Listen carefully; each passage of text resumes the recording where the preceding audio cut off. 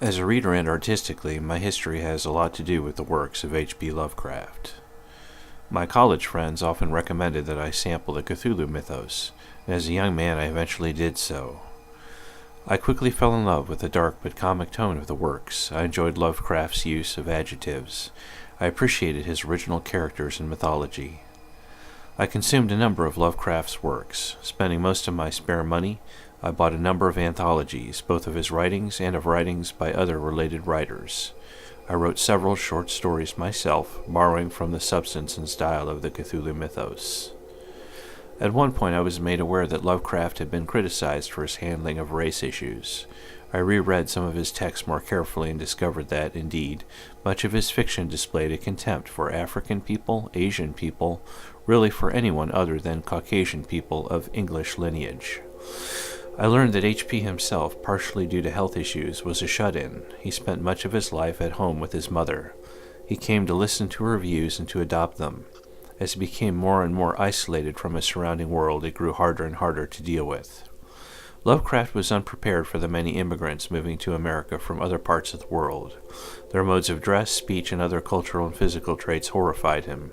He was also terrified of the contemporary physics of the day. The kind of liquid, malleable universe suggested by Einsteinian physics was to H.P. the stuff of nightmare. In the early aughts, I created a website that I called Lovecraftia.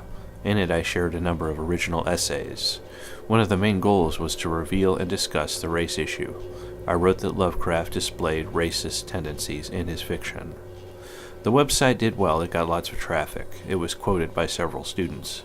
When I shared the website and its essays with Lovecraft advocate S.T. Joshi, he wrote me a harshly critical email. In it he defended Lovecraft and insisted that his handling of racial issues was justified and defensible.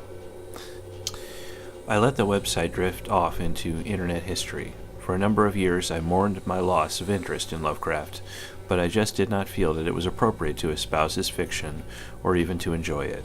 I considered rewriting his works, removing the more offensive content, but I felt that that task would be next to impossible, and his works would become unrecognizable.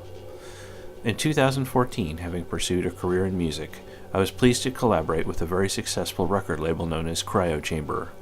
Cryo Chamber was a dark ambient label. It had a lot of appeal for gamers, fans of horror, and other music lovers. Several of Cryo Chamber's most successful projects were Mythos collaborations. Labeled musicians shared sounds and spent several months remixing each other's sources. The resulting tracks were further processed and/or mixed by label head Simon Heath.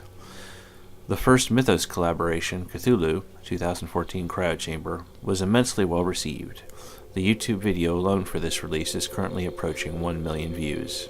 I was proud to appear on the release, though disappointed that my musical portion had been distorted using various effects by Simon while assembling the larger work. I appeared as Mystified on 2 more Mythos-themed collaborations, and both were also widely popular.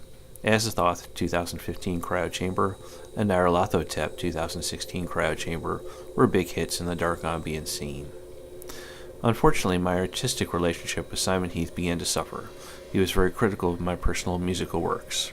Several attempted collaborations with other Cryo Chamber artists fell through, and Simon refused to release a number of my newer works. That being said, I came to a realization that my abstract, experimental style of sound and composition wasn't really dark ambient, but more strictly drone, or perhaps music concrete. I was also developing an uncomfortable feeling about the way the label was being handled, though I found this feeling to be hard to define. All things considered, though Cryo Chamber was at its heyday, I left the label. I contacted Simon Heath and voluntarily removed myself from subsequent label projects, including Mythos-themed collaborations. I realized that many people take H.P. Lovecraft too seriously. His sense of humor was appealing to me from the get-go. Unfortunately, there was something unsavory about his works, and about the mythos he concocted. It had that effect, at least, on me.